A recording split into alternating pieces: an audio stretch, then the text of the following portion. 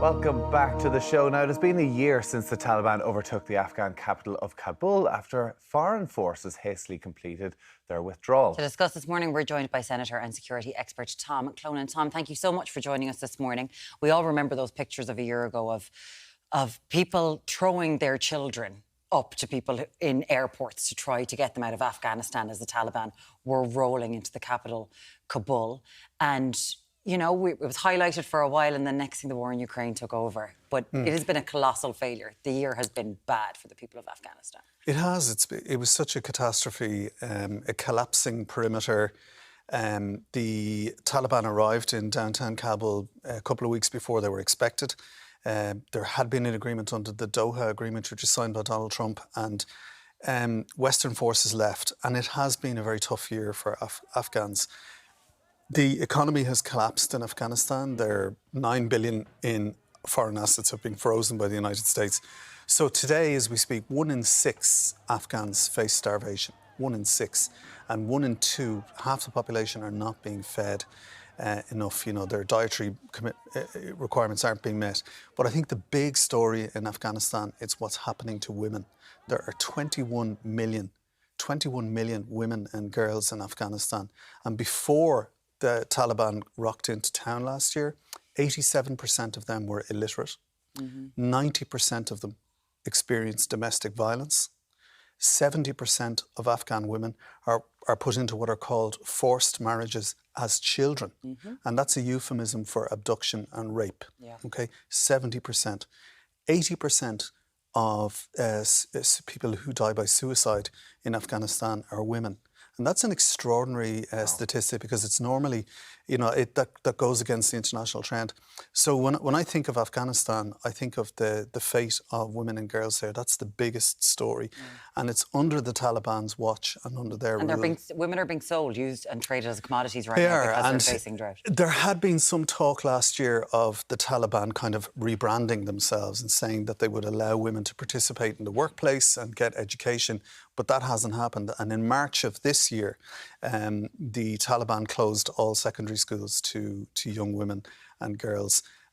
In July of this year, Amnesty International published a report which again shows the principal victims of the Taliban's oppression, their violence, their systematic violence and rape of women, is women, rather, women and girls. So when Joe Biden made the decision to withdraw the troops, it seemed very hasty that it just happened one day. He'd set the date and then that was it. The Taliban rolled in.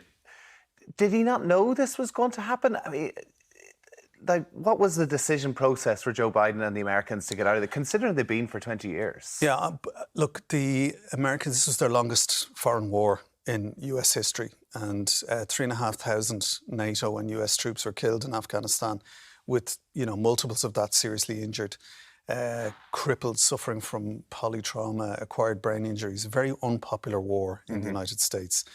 And even as far back as President Barack Obama had been promising to draw down troops from Afghanistan, Donald Trump signed the agreement in Doha and said, right, we're out of there, we're going to leave. And the Taliban and their backers gave certain assurances which haven't been met. But the big strategic issue for the United States, and by extension for us in Europe, is that when they withdrew from Afghanistan, superpowers like China and Russia were watching this with great interest and said, look at the United States and NATO. They're thrown out of Afghanistan by, you know, maybe 20, 30,000 guys with beards and Kalashnikovs. And that emboldened them. China has become more bellicose and aggressive over Taiwan. And Vladimir Putin, expecting very little response from NATO and the European Union, invaded Ukraine. So we are where we are. So you're seeing these global effects as directly as a knock-on from the Americans withdrawing from Afghanistan, even though after 20 years and billions upon billions upon billions of euros spent in Afghanistan, it was a failing state as it was anyway. There was so much corruption going on side by side that they knew that this is how business was being done. Like there was no end in sight to it ever becoming a functioning society as we would view it. Yeah. Well, I think we need to revisit, the United States the NATO partners really need to reflect on their foreign policy imperatives, because since 9/11, the invasion of Afghanistan, the invasion of Iraq, the West have used military force as a way of, if you like, extending their political will around the world. And it doesn't work. Yeah. It was catastrophic in the Middle East, and it was catastrophic in Central Asia and Afghanistan. And the principal beneficiaries of the collapse of Allied and US operations in the Middle East have been Russia and Iran, and Russia and China in Central Asia. Now they're the big game players. So it's going to force the West to really rethink how we engage with the rest of the world. I mean, if you look at the way China does it, China doesn't arrive with aircraft carriers and rocket systems. They just sell you stuff. And then they slowly but surely increase their sphere of influence.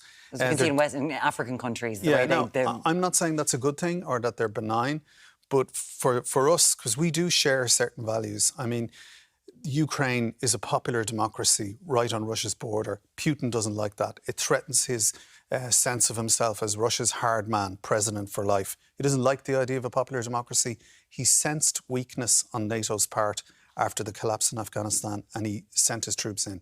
But NATO has responded. The European Union has responded. But I think, hopefully, going forward, when that conflict does come to an end, that perhaps we can think of a better way of conducting our foreign policy.